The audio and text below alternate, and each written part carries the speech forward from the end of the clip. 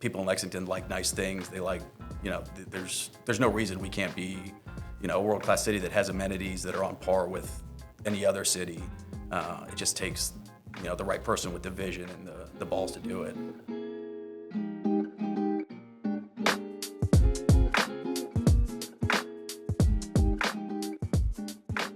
All right, welcome back to DevelopLex. Today we are sitting in Mileta. I had to dial in to make sure I didn't say it incorrectly with my Lexington roots. We're sitting at Mileta with co-owner, entrepreneur Dallas Rose.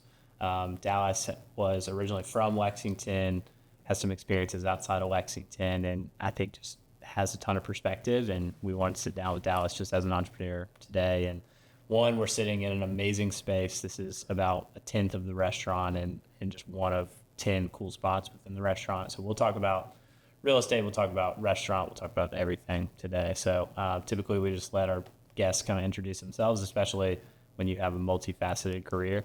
So Dallas, welcome on. Thank you. So Dallas Rose, born and raised here in Lexington, as Weston mentioned.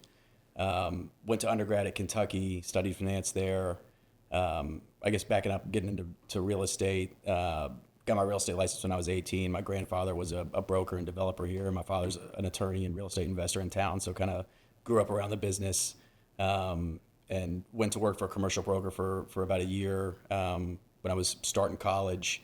Worked in restaurants kind of through high school and college, and opened a burger joint my senior year of undergrad when I was at Kentucky. Ran it out of the back of Two Keys when it was still on Limestone in the OG building, and did that for about a year. Shut that down and was kind of trying to figure out what I wanted to do and how to use my degree. There wasn't a large pipeline of Kentucky finance students going to Wall Street, and I had some higher aspirations. So decided to go to grad school, went to Vanderbilt, got a master's in finance there, and was recruited by Goldman Sachs to go work on the real estate private equity desk based in Dallas, but kind of running all over the country. Started as an analyst there, went through the meat grinder, and kind of worked my way up, but was focused on, our group specifically was placing the firm's capital in real estate deals from an LP equity position kind of across the country, across all asset classes, multifamily, office, industrial, a little bit of retail, development, acquisition, repositioning. Kind of got to see really everything. Was the greatest learning experience of my life, frankly, being there. Was there for 7 years.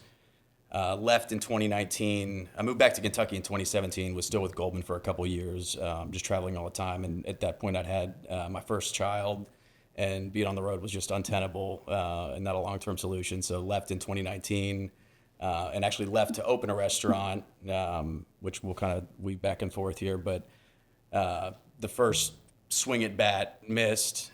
We had a location downtown that for a number of reasons didn't work out. Ended up subletting that, and kind of the project moved to the back burner. And then in mid 2019 was contacted by a buddy of mine who I'd met at a dinner 4 or 5 years prior when I was still with Goldman, who had a shop based in Toronto called Marlin Spring that was a pretty prolific developer up there, but they were trying to build a U.S. business. And they brought me on to run acquisitions in the U.S. So joined them at the beginning of 2020, right before COVID hit, which was an interesting time to be an acquisitions guy when all deal flow stopped, and it was a little bit of a disaster. But kept our head down, did one deal in 2020, ended up doing about $300 million worth of acquisitions over the next couple of years, largely in Texas and Florida, and then broke off with the gentleman that hired me there to start our own shop called Jade Investments at the beginning of 24. Just kind of an opportunistic private equity shop focused on industrial and multifamily real estate, which is what we know best. And I guess continuing on, beginning middle of 24, met some guys who are doing a development in Lexington here called Midland Station, apartment deal right on Midland Avenue on kind of the gateway to downtown.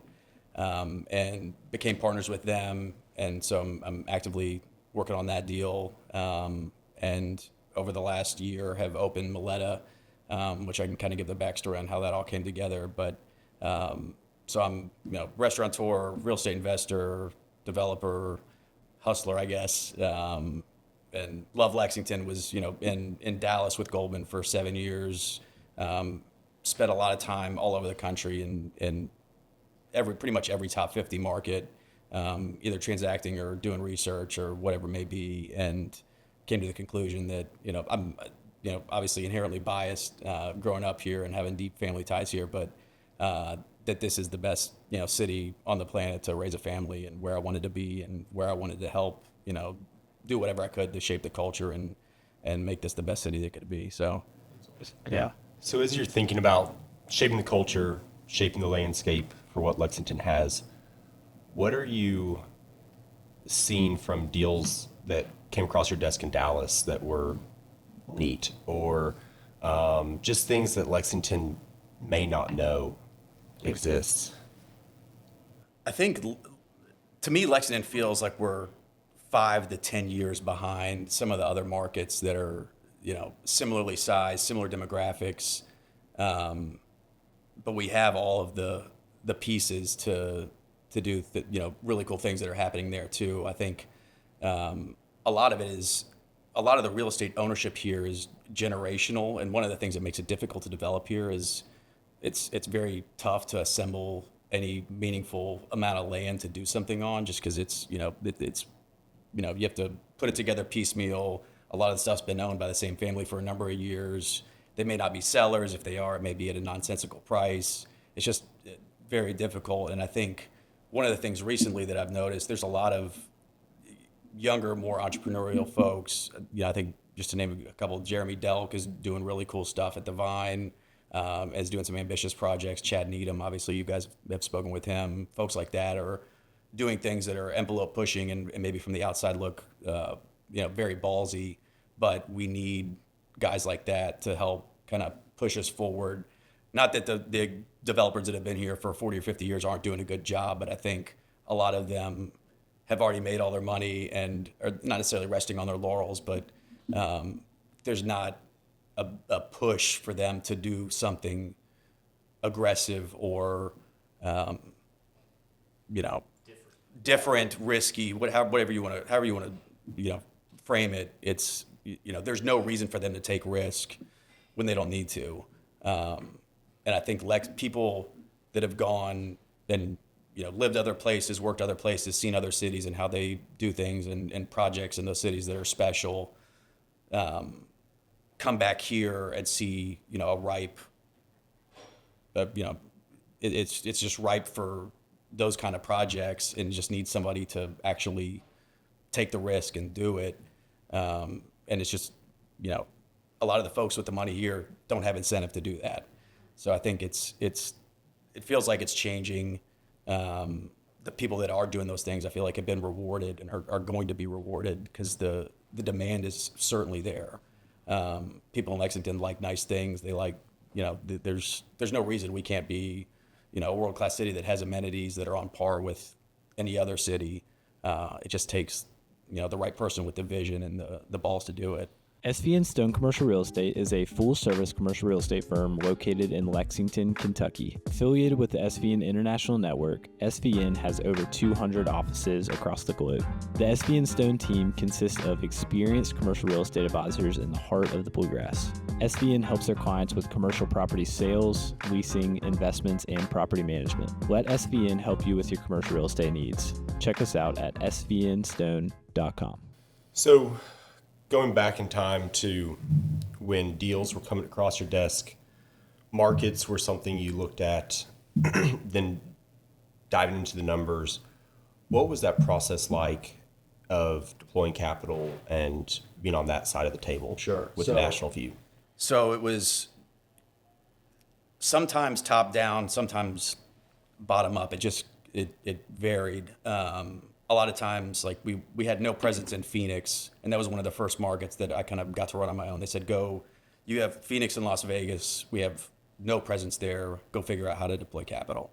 So, and we had decided on those markets based on, all the fundamentals, population growth, job growth, all the, usual suspects that you'd look at when analyzing a market. And then we would go in and try to find who the top 5 operators, developers, whoever may be in the market that are, doing creative stuff or seeing interesting deals, build a relationship with them, make sure we're their first phone call. Because we weren't the ones, we were sourcing some things on our own, but really it was, let's find the smartest people that we can that are doing cool stuff that need capital, form relationships and grow those, and then hopefully be in position that when they see something that's interesting, we're the first phone call and could capitalize it. So a lot of relationship-based sourcing, but identifying where we wanted to build those relationships first based on, real estate fundamentals, financials, et cetera. And that was mostly when you were there. Was that mostly industrial multifamily? Because I guess timeline-wise, that would have been just sort of been two really hot assets. No, I mean, multifamily was off the hook. I mean, rates were incredibly, it was basically free. It was a good time to be buying, but I would say 60 to 70% of the deals we did were multifamily, 20% office, 10 to 15% industrial, and the rest kind of, I don't know if that is up to 100 or not, but that's what it feels. Close to it. Yeah, close to it. This is kind of going a little bit, maybe a deep dive, but I think you'd be the person to speak to on it. You were buying all over the country, and I know, especially like Sun Belt, Florida and Texas, you mentioned, as far as income tax and things like that, and just growing markets. Some of those deals, I don't know about your shop in particular, maybe you guys were less aggressive on this, but some of those deals I know had to have just been ridiculously tight marginally. Yes. Do you see, I mean, I know I'm asking you to be an economist here, but do you see, based off of 5 to 10 year notes or 5 to 10 year balloons on a lot of that debt, do you see anything shifting in the market? I know multifamily and industrial both are still so hot, but I just feel like there has to be something that gets. There's a lot of pain coming, Okay. I think. And it's already starting to manifest a little bit. A lot of stuff that was bought, COVID rates went to zero.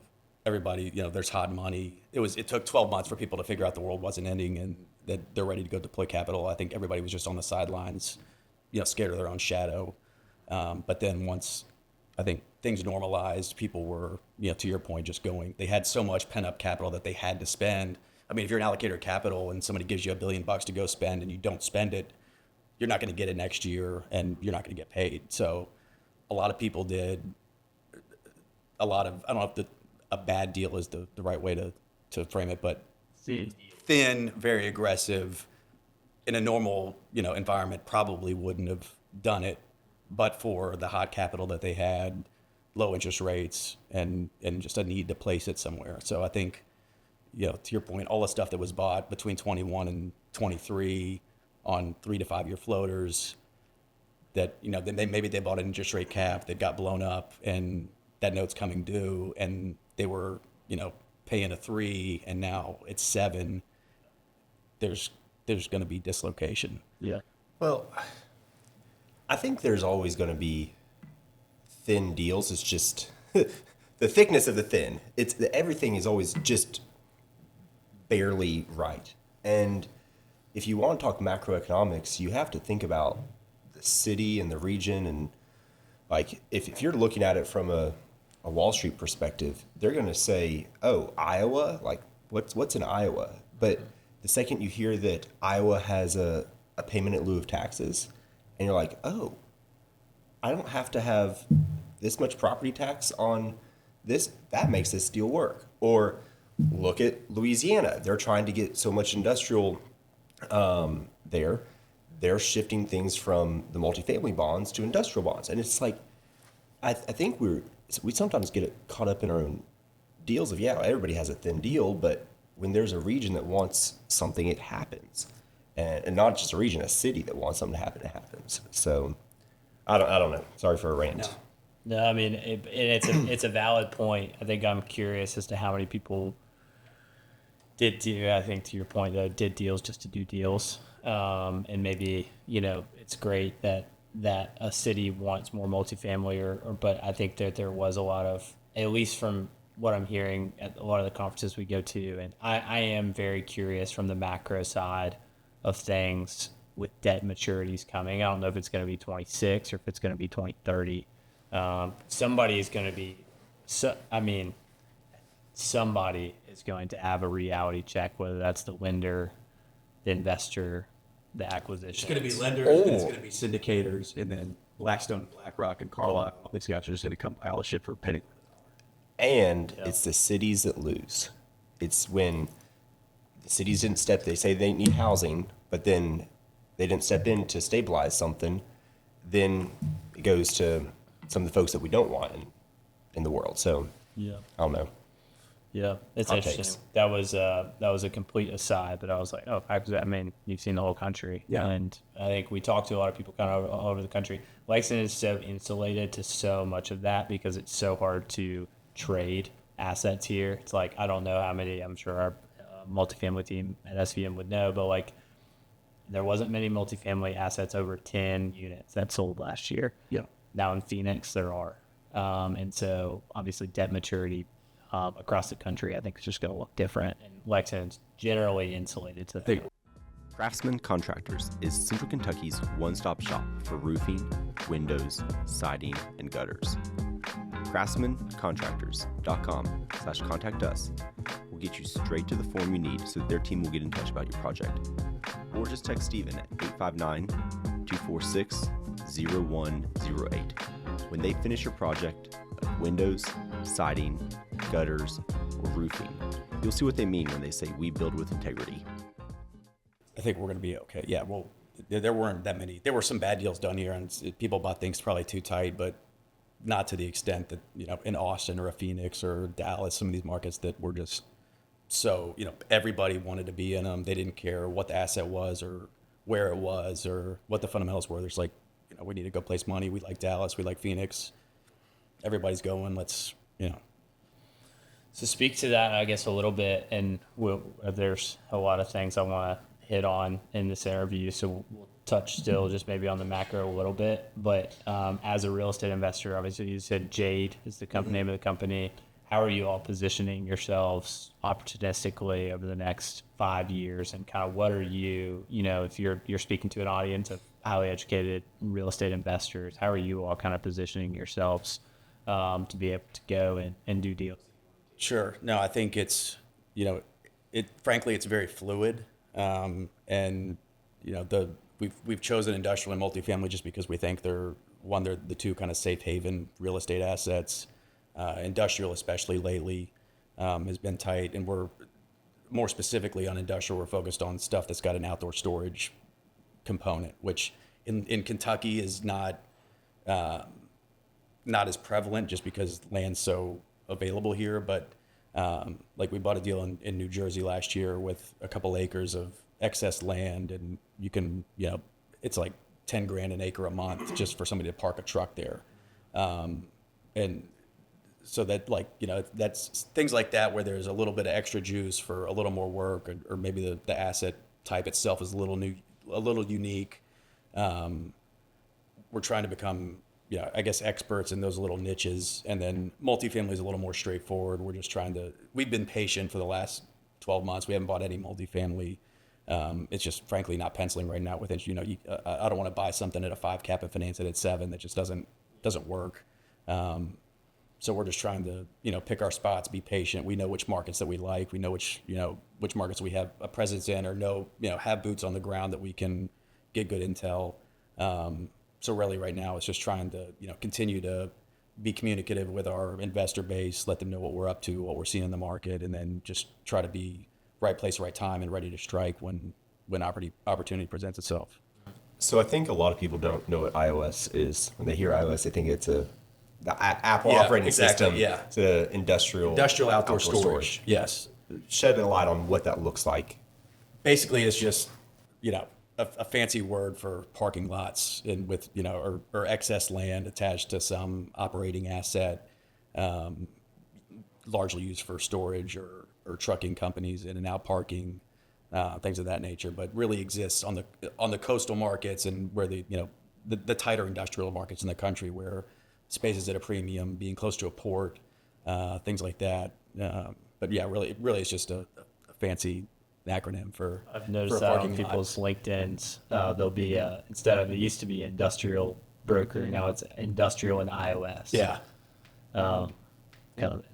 They don't want to say parking lot, bro. It's not as sexy. Yard. Yeah. Okay. So jump into how Mileta is, how so you have deal flow that you're looking at all the time, operating a high class restaurant. You developed and designed and operated it. What's your day to day look like? It's again very fluid. I mean, I'm here every day that we're open Wednesday through Sunday, so I'm here every day that we're in service. And then Monday, Tuesdays are my catch up day for all the real estate stuff, and then obviously use this as my office throughout the week to field calls and whatever needs to happen. So it's every day's a little bit different, but am work in the dining room during service, which is a blast. And get to wear that hat, and then obviously all the administrative things that go along with running a small business. Some of the unsexy, not so fun things have to get done, but it's stretched a little thin right now. But it's I made my bed, I got to lay in it, kind of thing, and happy to do it. But give us a little bit of the backstory. I think one thing of note that I think is really interesting about our specific location where we're sitting at right now is when the article came out that you're opening a restaurant, it's like at Fayette Mall, and most people are like, the mall. Yeah. But the real estate that we are sitting in right now, the frontage of Nicholsville Road, right past New Circle between Man and War, is like, if you were to pick one location in Lexington, this is probably it. When you think of mall, that has a negative connotation, which is hilarious because like 10 years ago, you'd be like, oh, the mall is the best. But the frontage at Fayette Mall has to be one of the most prime spots for a general retailer, especially a restaurant that is new to Lexington and is trying to draw in people. I mean, this has to be one of the best site selection. But you did take a little bit of a chance. For sure. No, and I knew that was going to be the reaction was going to be from the general public. What the but I think people that understand real estate, like you said, you get it. But we, I guess, walking back a little bit, we first looked downtown, couldn't make that deal, tabled it for a while. I negotiated with the Summit on and off for a couple of years, couldn't make that deal. We had a lease out for signature March 11th, 2020, when the world fell apart, and actually had a chef from out of town who's now kind of a hotshot on Food Network that I was trying to convince to come be the chef at the restaurant in town, hosting him. We were sitting having dinner at Honeywood at like 7:00, and there's nobody in there, and we're like, this is not great. So ended up, didn't sign the lease, dodged a bullet. Was very frustrating at the time, obviously, because I'd been working on it for a while, and it was the second time that it didn't work out. And so kind of tabled it again, but kept refining the project, was trying to find the right chef and partner. And met my partner Alex Green a couple years ago, and he shared the same vision, had the same idea of how to run a restaurant, what he wanted to do. He wanted to help push the envelope here and kind of push the scene forward as much as we could. And then the mall called me a year and a half ago, originally about a different space, but then this one came available, and it was a little bit bigger than I wanted. And I was skeptical for all the reasons you mentioned. The connotation of malls was just negative at the time, but they shared all the sales numbers from the other restaurants, and they're all killing it. I mean, some of the strongest in the city, if not the strongest, and the mall's 98% occupied. So like the connotation was not at all reality. It's just a typical closed mall, bad thought process, but you actually look at the asset itself. Fayette Mall is positioned really, really well. Yeah, it's the busiest mall in the state. Yeah, and like you said, we have frontage on I think the second busiest thoroughfare in the city. We have all the parking we need, which is a huge thing for us, which we didn't have downtown, and frankly at the Summit didn't have. It was not a great solution relative to what we have here. And CBL who's the landlord, they were creative. They understood the vision. We're very excited to have us. Worked a creative deal with us that made sense, and so far so good. I mean, we've been very, very busy since we opened the doors, and yeah, I think I think the way we would design the restaurant also, you forget you're at the mall very quickly when you come in here. So and you don't have to go through the mall to get to the restaurant. You can drive down, park your car, hop in, and we transport you somewhere else. DevelopLex is also sponsored by Community Trust Bank. Hi there, this is Cam Dacey, Commercial Loan Officer at Community Trust Bank and avid DevelopLex and Middle Tech podcast listener. Community Trust offers a wide variety of home loans, commercial loans, and small business loans to suit your financial needs, as well as mobile banking, internet banking, and bill pay.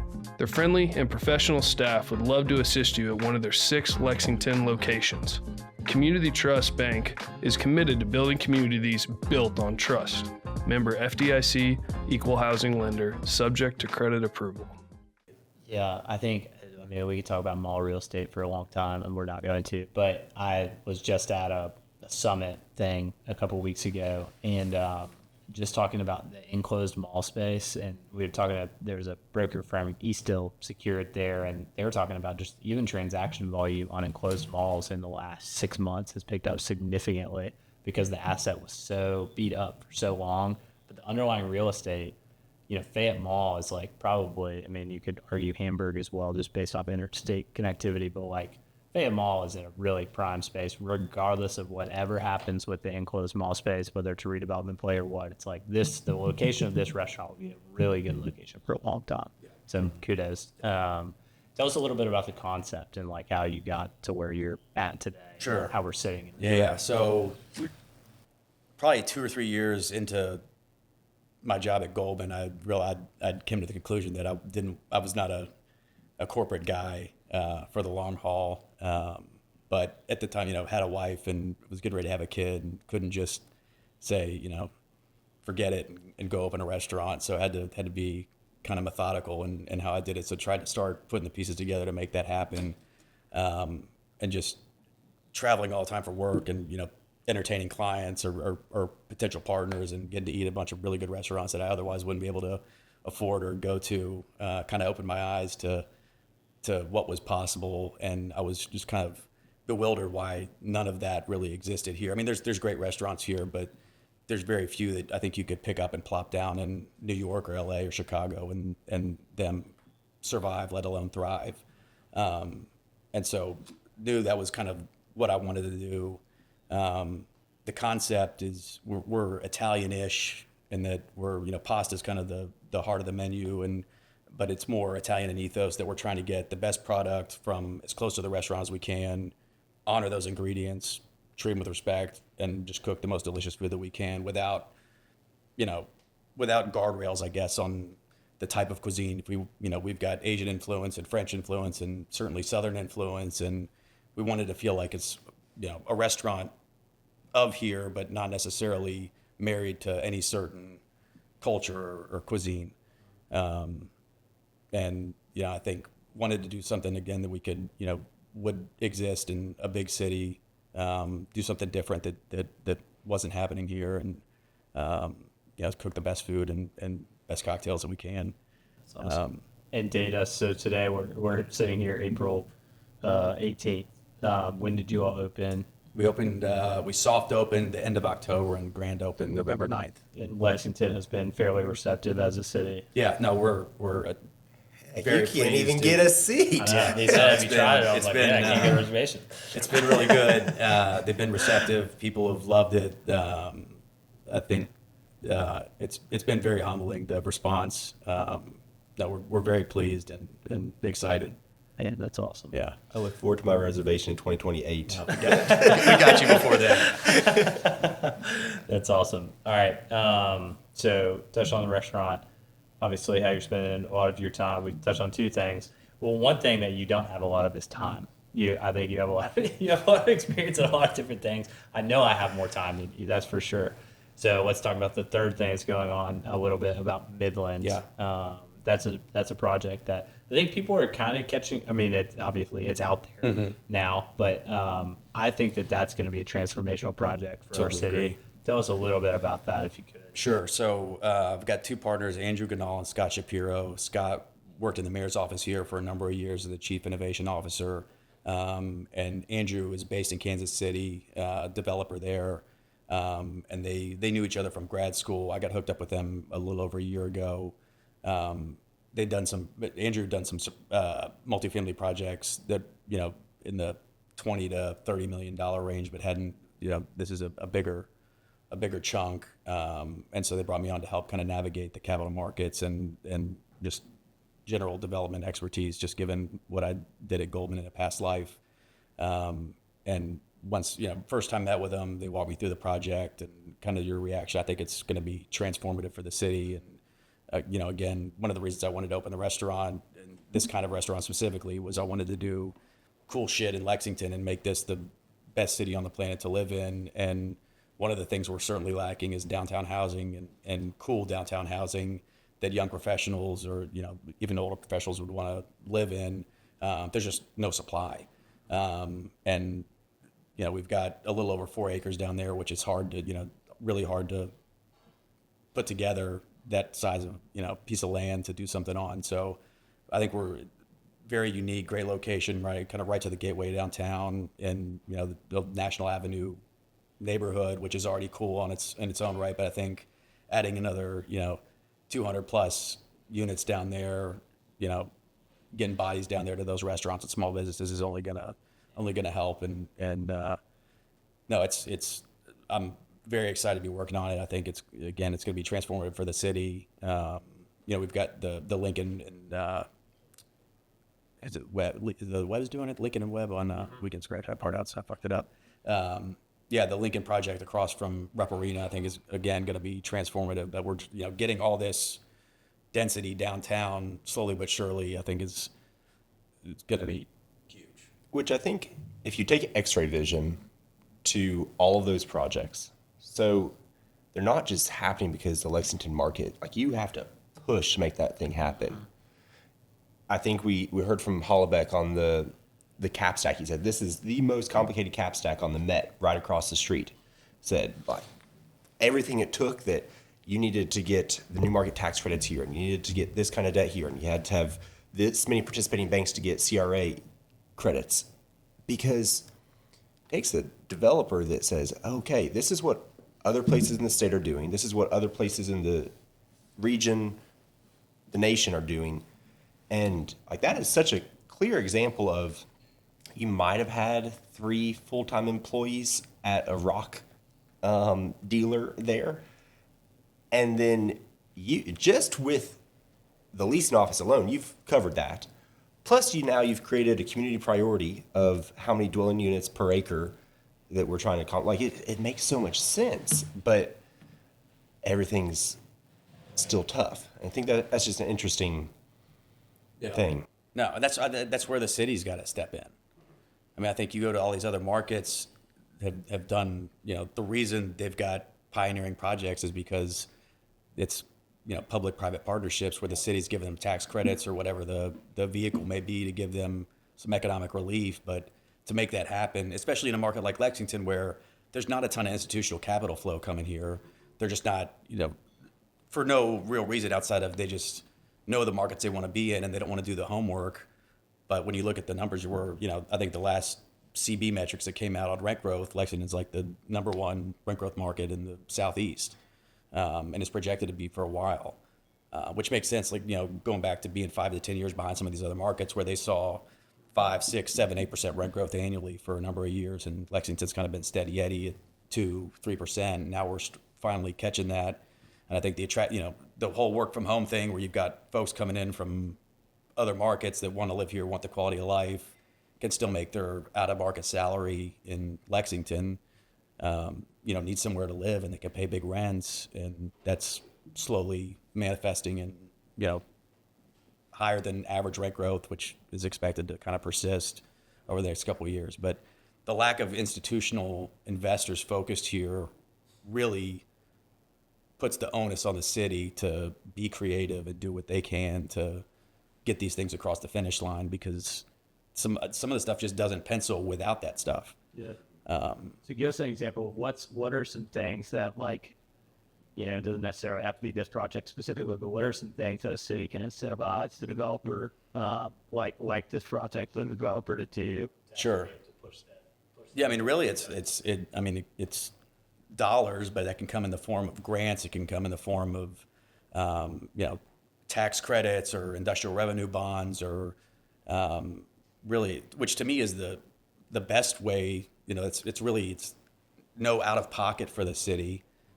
And instead of them getting 100% of nothing, you get 50% of something, which makes a lot of sense. I don't know why that's hard for them to understand. Just such a common tool in so many other markets that we just don't get. That or pilots, the payment in lieu of taxes. Yeah. Sorry. No, you're exactly right.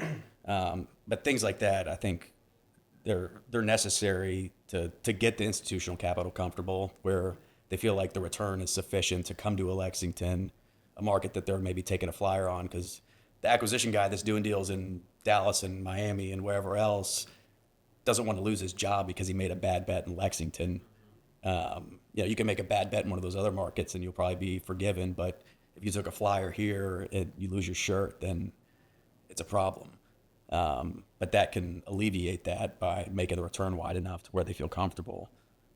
And again, it's no skin off the city's back. It's just money they otherwise wouldn't be getting if the project didn't happen.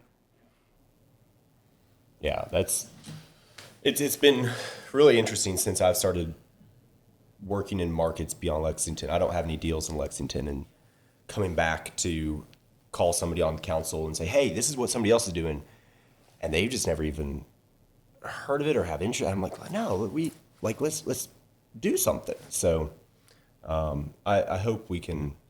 There was just some legislation passed related to the IRB where it's now there's language that basically says you can use it for infill multifamily development. That's awesome. Which I think will be a good step. But no, we just point blank, we need the city to step up and help these guys get this stuff across the finish line from an economic standpoint, and they're still going to win. Listen, it's like an unfunded mandate saying we need housing, but then not using. Right. Right. We know. Let's do something about it. Yeah. So that's exciting. What's that going to look like when it is built? And I can't go into too much detail because we're still kind of finishing the design phase and we're in the middle of getting it capitalized right now. But I think it's going to be one of the premier multifamily projects in the city, if not the nicest one. You go to any of these other markets and there's, you go to East Nashville and there's great restaurants and there's some, nice new apartments that, some people may, throw a hissy fit about, displacing people. This one, we're not displacing anyone. It's an old rock quarry. The city's, so far, the council's been very supportive. I think it'll be a game changer. It's going to create a whole new neighborhood. It'll be, TBD the final count, but north of 200 units. It's a big deal. No, it's big for Lexington for sure. And I think about the positioning too of Winchester Road is such an interesting corridor. A guy I'm friends with lives all the way out Royster Road, way out Winchester Road, and you can get from his house to downtown Lexington within 15 minutes. The connectivity of Winchester Road is pretty amazing. That neighborhood in particular, as you go back into like Belcourt and Kenwick and whatnot, so close. Those patrons obviously will be a little bit more connected in National Avenue, but you're also, you are right next to downtown. Obviously, the Phil Hallbeck's project, it is the piece that has been missing on that corridor for a very long time. Well, but it's also, if we go even further back in time before the Met, that area was a Hope 6 investment area. And that is the purpose of those projects, is when HUD steps in, pours money into an area saying, we're going to reinvent, they're hoping that there's also these accessory developments and that there's these new landmark developments. And that's what they were hoping for and wrote an entire grant for 15 plus years ago. So it's exciting. And then now you're getting further down. There's theory, just got announced, Will's project on Delaware Avenue. So looking just even further down Winchester Road. And, obviously we've had Hamburg and then we've had downtown for so long. And it does seem like projects like these are filling it in, which is awesome. All right, as we start to close, just a little bit forward thinking. You're probably a little bit in the weeds of what you're doing today to really be thinking like, when I get my head above water, what am I going to do next? So maybe let's talk about Lexington in general. 10 to 20 years down the road, what are you kind of hoping for the city of Lexington? Obviously, you're a visionary in some of the projects that you're working on. Sure. No. I mean, I want to open more restaurants for sure. I want to build a little restaurant empire. Maybe not so little. We'll see. But there's a ton of talented folks here that I think, that's one of the reasons we wanted to kind of shoot high on what we were trying to do. Is there's a lot of talented guys here that are not in position to flex their muscles, if you will. And so try to provide as much opportunity for all my, chefs and cooks and bartenders and servers and the folks that work for us to shine and to do cool things and help shape the culture. And, to me, food is, maybe the greatest carrier of culture. So that's one of the reasons I'm so passionate about it and love it. So to me, that's exciting. I don't want Lexington to change dramatically, and that I think the thing that makes us special, which I don't want to get off topic, but like the urban services boundary and some of these things where they want we want massive population growth and we got to change the city to do that. I think if we lose start losing horse farms and lose the things that make Lexington special, then all of a sudden, we're a flyover city. If we lose that character. So I think finding a way to thoughtfully navigate that and preserve the character and charm of Lexington while still trying to add boundary pushing amenities and restaurants and hotels and apartments and single family and